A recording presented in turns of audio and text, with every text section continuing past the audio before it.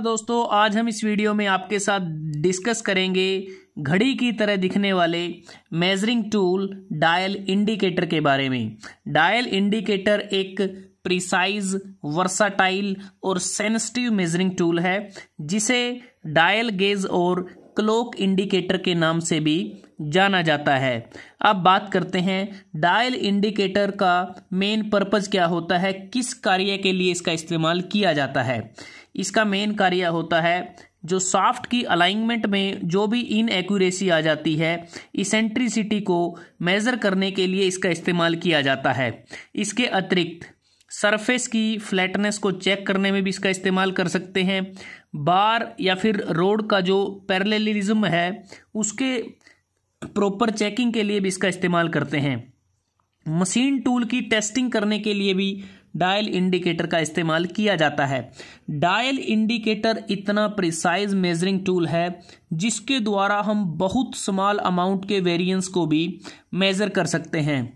इसके अतिरिक्त हम कोई दो हाइट्स को कंपेयर करना हो या डिस्टेंस को कंपेयर करना हो जो बहुत ही नैरो लिमिट्स के बीच में है, उसे भी हम इसके द्वारा मेज़र कर सकते हैं।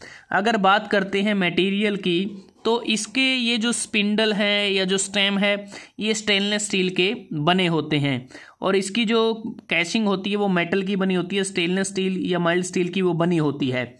और जो डायल इंडिकेटर है ये हमें इंचेस यूनिट में भी अवेलेबल होता है और मीट्रिक यूनिट में भी अवेलेबल होता है, लेकिन मोस्ट कॉमनली मीट्रिक यूनिट का इस्तेमाल किया जाता है जिसकी मेजरिंग जो एक्यूरेसी है वो 0.01 मिलीमीटर होती है। और इसको और फर्दर जो एक्यूरेट वर्क है उसमें भी इस्तेमाल कर सकते हैं जिसमें इसकी जो मेजरिंग एक्यूरेसी है वो 0.001 मिलीमीटर भी हो सकती है। अब बात करते हैं डायल इंडिकेटर में कौन कौन से पार्ट होते हैं। तो सबसे पहले अगर आप इस डायग्राम को देखें, ये जो डायग्राम आपके सामने है, तो यहाँ पर बहुत सारे पार्ट हैं। तो सबसे पहले हम शुरुआत करेंगे, ये जो पार्ट है इसका जो साइड व्यू हम देख रहे हैं, ये जो पार्ट हमें दिख रहा है ये इसकी मेटल केसिंग होती है। मेटल केसिंग इसकी प्रोटेक्शन के लिए इसका इस्तेमाल किया जाता है। उसके बाद यहाँ पर ये जो आपको ब्लैक कलर का सर्कुलर पोर्शन आपको नज़र आ रहा है जिसे हम बेजल कहते हैं। बेजल बेसिकली इसको हम रोटेट कर सकते हैं। जब हमें इसे जीरो सेटिंग करनी होती है डायल इंडिकेटर की, तो बेजल को रोटेट करके जीरो सेटिंग की जाती है। तो बेजल एक प्रकार से जो डायल फेस हम इसको बोल सकते हैं। उसके बाद अगर हम बात करें, नेक्स्ट है लॉकिंग क्लैंप। ये लॉकिंग क्लैंप है।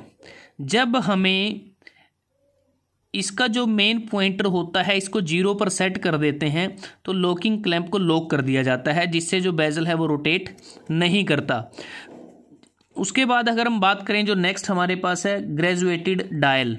तो ये आपको जो वाइट कलर में जिस पे ग्रेजुएशन आपको नज़र आ रही है ये हमारा ग्रेजुएटेड डायल है जिस पर 0 से लेके 100 तक 100 डिवीज़न इस पर बनी होती हैं और एक डिवीज़न के बीच का जो डिफरेंस है दूसरी डिवीज़न तक वो 0.01 मिलीमीटर होता है। उसके बाद है 2 पॉइंटर। पॉइंटर को हम नीडल भी कहते हैं। तो इसमें एक पॉइंटर तो ये है और दूसरा पॉइंटर ये है, तो इसे हम मेन पॉइंटर या नीडल कहते हैं और इसको हम स्मॉल पॉइंटर या स्मॉल नीडल कहते हैं। और ये जो स्मॉल नीडल वाला पोर्शन है इसको हम रेवोल्यूशन सेंटर भी इसको बोला जाता है। उसके बाद अगर हम बात करें स्टेम, ये वाला जो पोर्शन है जिसमें ये जो पिस्टन है वो जो इसमें रेसिप्रोकेट करता है स्टेम के अंदर। उसके बाद रैक, स्पिंडल या प्लंजर, ये वाला जो पोर्शन है जिसे हम प्लंजर या फिर रैक स्पिंडल बोलते हैं, जो अप एंड डाउन ये रेसिप्रोकेट कर सकता है। और यहाँ पर ये कॉन्टैक्ट पॉइंट है, हम जिस सरफेस की हमें फ्लैटनेस चेक करनी है तो वहाँ पर इसको रखा जाता है। उसके बाद अगर हम बात करें, ये जो पूरा मैकेनिज्म है डायल इंडिकेटर का, ये रैक और पिनियन प्रिंसिपल के आधार पर ये कार्य करता है। और यहाँ पर ये डस्ट कैप है कि इसमें किसी प्रकार की डस्ट अंदर ना चली जाए, तो डस्ट कैप को यहाँ पर कवर कर दिया जाता है। अब बात करते हैं कि ये जो मेन स्पिंडल की, जो मेन पॉइंटर की हम बात कर रहे हैं, क्योंकि ग्रेजुएटेड डायल में क्या है 100 डिवीज़न होती हैं और एक डिवीज़न यहाँ पर रिप्रेजेंट करती है कि हमारा जो प्लंजर है वो 0.01 मिलीमीटर वो यहाँ पर मोमेंट लेता है। अगर हमारा जो प्लंजर या फिर जो रैक स्पिंडल है, अगर वो 1 mm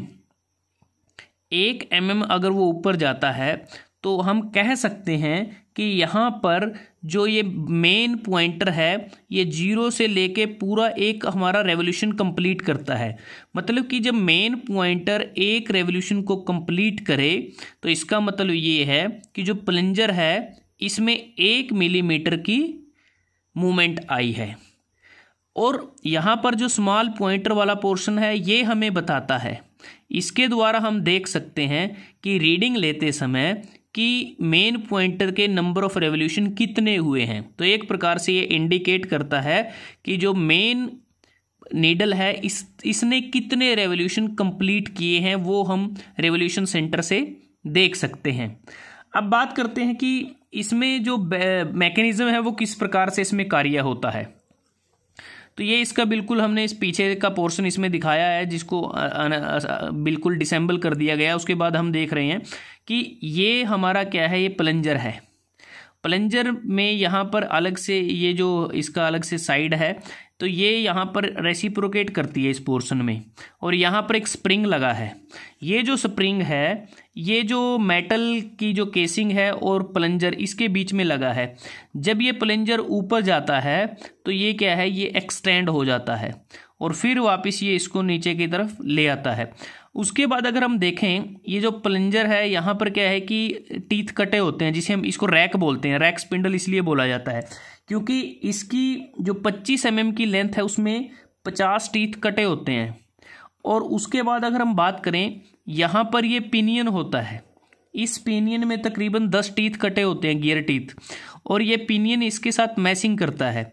और पिनियन से आगे यहाँ पर एक गियर होता है और इस गियर में तकरीबन 75 टीथ होते हैं। तो यहाँ पर मैचिंग से क्या है कि इसको ये कि जब पिनियन एक्चुएट होता है रैक के स्पिंडल के ऊपर या नीचे जाने से, तो उससे क्या है कि पिनियन के एक्चुएट होने से जो गियर है वो क्या है कि रोटेट होता है। और गियर की अगर हम बात करें, ऊपर भी यहाँ पर भी ये जो रैक है एक पिनियन के साथ अटैचमेंट में है, और यहाँ पर जो पिनियन के साथ अलग से मैचिंग में है बड़ा गियर।